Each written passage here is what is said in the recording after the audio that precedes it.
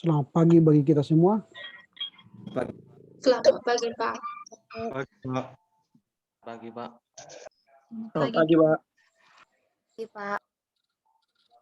Ya, kita bertemu kembali dalam pembahasan kita dalam mata kuliah pembimbing PB2.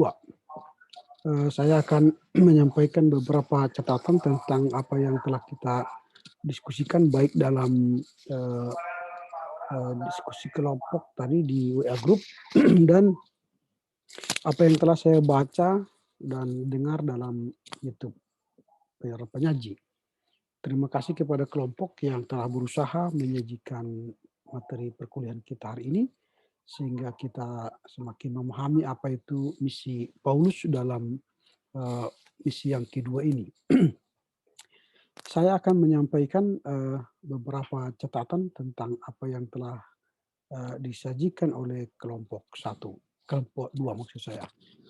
Yang pertama, kelompok telah berusaha menyajikan apa yang menjadi tugas dari kelompok untuk menyampaikan apa yang diminta oleh silabus. Dalam silabus kita telah sampaikan bahwa tugas kelompok ini akan menyampaikan beberapa hal. Ada 2 pertanyaan yang harus dijawab oleh para penyaji, yaitu yang berkaitan dengan apa isu utama dari perjalanan Paulus yang kedua ini. Jadi isu utama ini harus tetap dicari sehingga ini akan menjadi bagian yang penting. Lalu yang kedua, surat-surat apakah yang menjadi pokok atau surat apakah yang ditulis oleh Paulus selama proses perjalanan kedua itu. Surat apakah? Nah itu yang akan apa. Kemudian tentu kalau kita bicara isu surat dan apa yang dia tulis, itu kan berarti ada kronologi dari perjalanan Paulus yang kedua ini. Nah itu yang akan dicoba kita perbaiki, kita bahas. Saya lihat dari pertanyaan-pertanyaan saudara-saudara tadi di kelompok grup itu masih berbicara soal substansi informatif, ya pertanyaan-pertanyaannya itu informatif, belum menohok pada pertanyaan substansi perkuliahan kita. Jadi kalau bertanya itu maunya itu sudah lebih kepada bagaimana kita melengkapi paper teman-teman kita. Jadi sudah sejak awal juga sudah saya sampaikan itu bahwa dalam kita memberikan pertanyaan masukan itu jauh lebih berharga jika yang kita berikan masukan itu ialah berkaitan dengan penambahan materi atau pengembangan materi. Sebab kita dalam diskusi ini adalah sedang berproses untuk memahami apa itu yang disebut dalam silabus. Nah, jadi kelompok itu memberikan pemantik untuk diskusi, lalu kita semua menyempurnakan laporan mereka, tugas mereka dengan informasi-informasi yang kita tahu.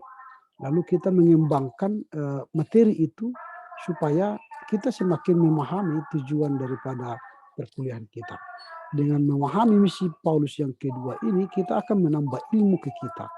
Jadi bukan hanya bertanya informatoris.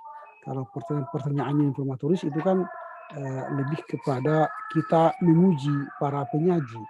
Sebenarnya kita bukan hendak memuji para penyaji, tetapi kita hendak mau mendalami materi ini dari pemikiran kita.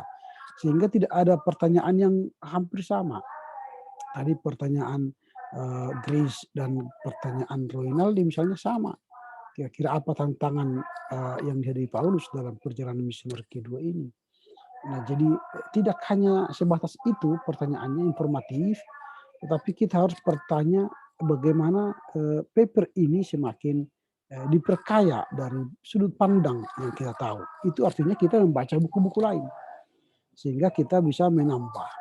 Nah, itu yang penting dari setiap diskusi kita, sehingga kita tidaklah hanya bertanya informatoris, tetapi kita lebih mengarah pada masukan-masukan materi kepada penyempurnaan paper teman-teman kita.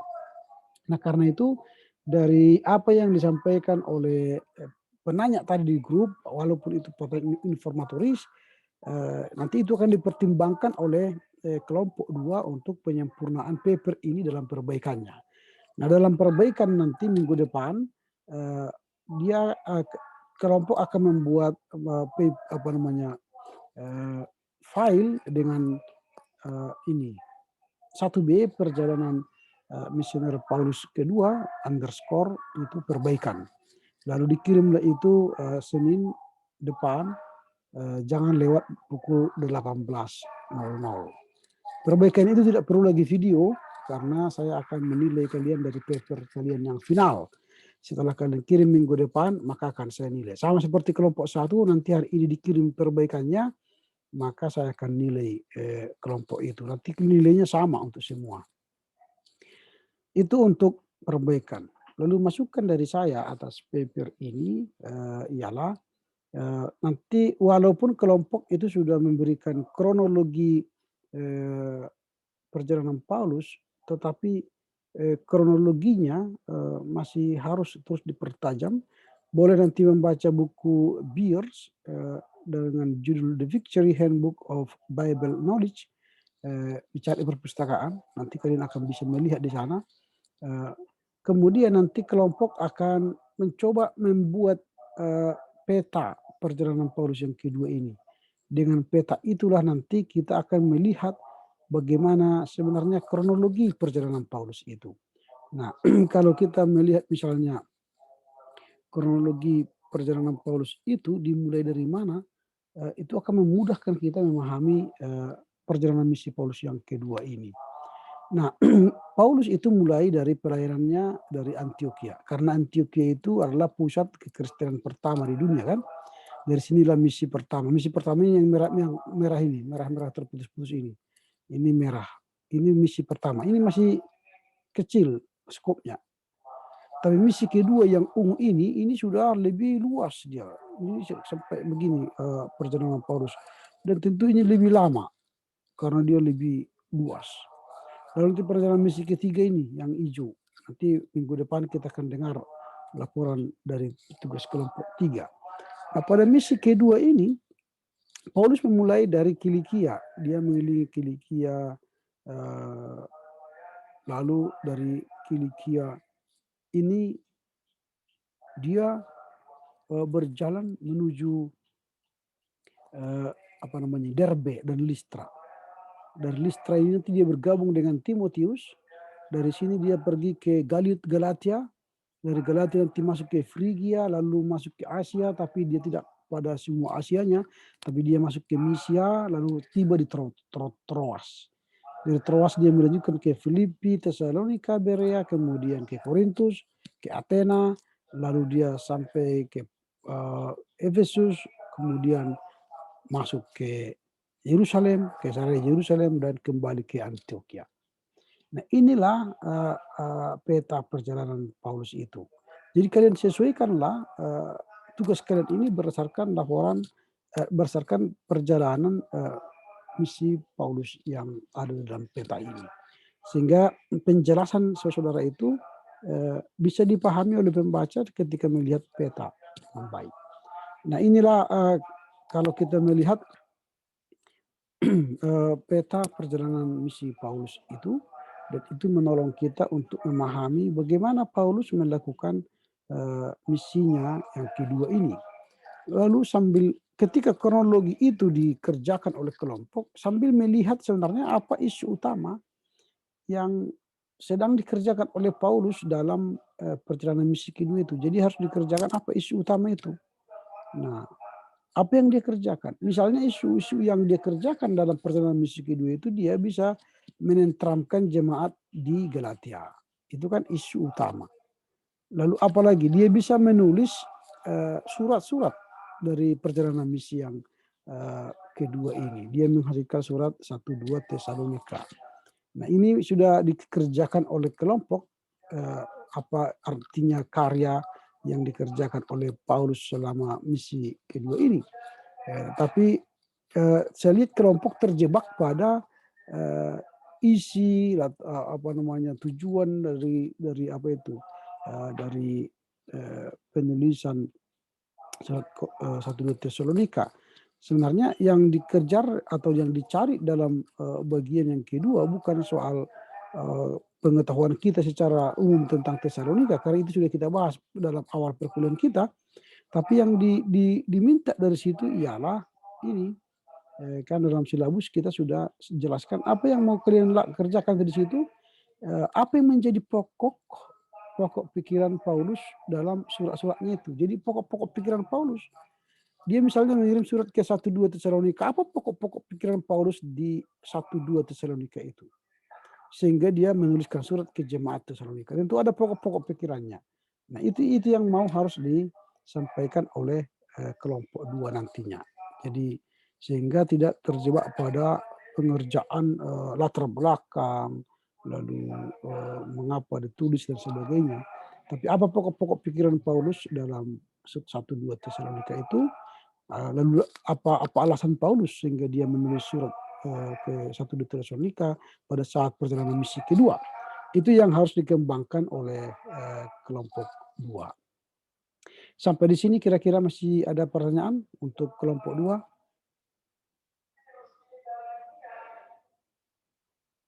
Ada pertanyaan dari kelompok 2?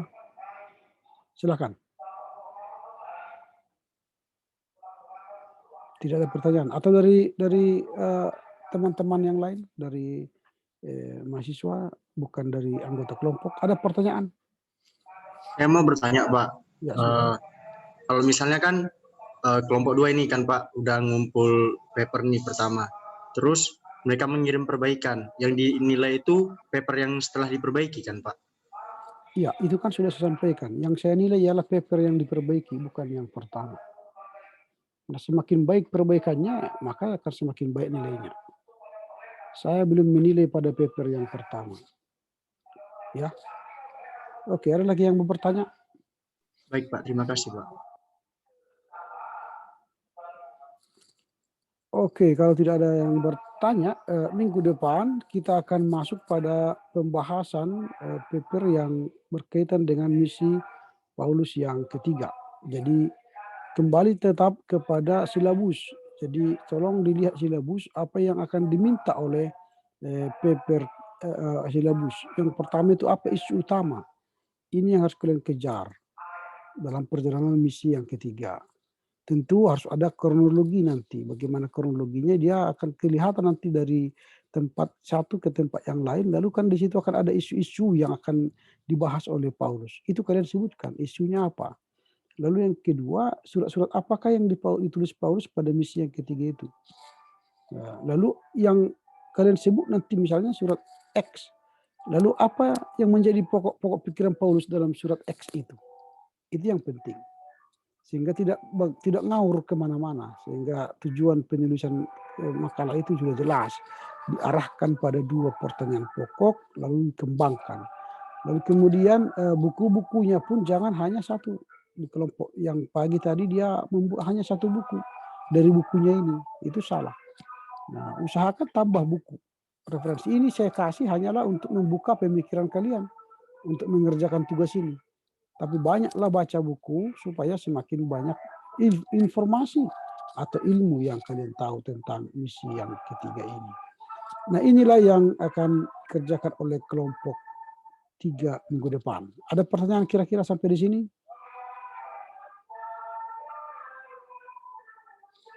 Tidak ada? Nah, kalau tidak ada, informasi berikutnya saya sampaikan ialah berkaitan dengan absensi kita. Nah, dari di kelompok pagi, saya akhirnya dengan berat hati mengeluarkan salah seorang dari mahasiswa karena beliau telah melampaui masa kesempatan untuk absen. Nah, supaya terus saya ingatkan ini sudah pertemuan yang ke-13, supaya jangan Anda rugi nanti setelah perkuliahan sudah hampir menjelang akhir, ternyata kalian tidak bisa menyelesaikan dengan baik. Di dalam absensi kita sudah disampaikan begini, jumlah absensi itu maksimal ya, itu hanya bisa dibuat maksimalnya sebanyak 4 kali. Ini lebih dari 4 kali maka Anda akan dinyatakan gagal, tidak boleh ujian ya. Itu yang 4 kali sudah termasuk alfa, izin, dan sakit. Jadi kalaupun saudara sakit, izin sama saja, itu lebih dari 4 kali, maka itu disebut dengan Anda gagal dalam mengikuti perkuliahan. Nah, karenanya usahakanlah supaya jangan lebih dari 4 kali. Kesempatan untuk absen itu hanya 4 kali. Nah, di kelas A pagi tadi ada yang lebih dari 4 kali, dia sudah 5 kali absen. Sehingga saya keluarkan dari grup saya. Kemudian dia tidak mengerjakan UTS, kemudian tidak mengerjakan laporan baca. Komplitlah kegagalan dia kan. Nah, ini lihat. Jadi kalau ada HI berarti di awal dia hadir, tapi di absen di akhir dia tidak hadir, maka dia absen di akhir. Kalau nanti 3 kali seperti ini, kita mengalami 3 kali, itu akan saya anggap absen dia 1 kali. Nah, lihatlah absen kita, perhatikan supaya jangan terganggu perkuliahan kita. Misalnya Gideon itu sudah 2 kali absen dan dia absen pada akhir perkuliahan. Nah, dilihatlah jumlah absen. Misalnya seperti ini, Obed, kalau nanti 3 kali dia absen pada akhir perkuliahan, maka dia saya anggap nanti tidak hadir 1 kali. Nah, itu ya. Jadi dilihatlah bahwa ada absen kita harus diperhatikan dengan baik. Itu yang berkaitan dengan absen. Jadi tetap memperhatikan itu ya, karena keberhasilan dalam studi tidak hanya pengetahuan, ternyata kehadiran juga dinilai. Dalam absensi kita dinilai dalam seluruh penilaian dari perkuliahan kita. Baik, sampai di sini ada pertanyaan? Tidak ada pertanyaan? Ya, kalau tidak ada pertanyaan, sampai jumpa minggu depan. Silakan nanti perbaikan dari kelompok 1 hari ini dikirim perbaikannya maksimal jam 18 sore, dan kelompok 2 silakan memperbaikinya hingga minggu depan, dan kelompok 3 kirimkan materinya hari ini sehingga pukul 18. Oke, baik, kiranya Tuhan menolong saudara, memberkati saudara dalam perkuliahan ini, dan Tuhan memberkati seluruh keluarga kita. Kita berdoa. Terima kasih Bapa, kami mengakhiri perkuliahan ini, terpujilah Engkau. Engkau berkatilah kiranya para penyaji untuk memperbaikinya, sehingga paper mereka semakin baik untuk dinilai pada minggu depan. Berkati kelompok 3 yang akan mempresentasikan hasil kerja mereka minggu depan, sehingga kami boleh pengetahuan yang baik. Berkati dosen, berkati mahasiswa, berkati orang tua kami dimanapun mereka berada, sehingga kami sehat semua untuk melakukan tugas-tugas kami setiap hari. Terpujilah Engkau Bapa, demi Kristus Yesus. Amin. Baik, silakan melanjutkan aktivitas. Tuhan memberkati saudara. Horas, Yehobu, Menjujua, Ahoy. Horas, Horas, Pak. Pak. Horas, Pak. Terima kasih, Pak. Salam Pak. Sama-sama. Terima kasih, Pak. Salam. Terima kasih, Pak.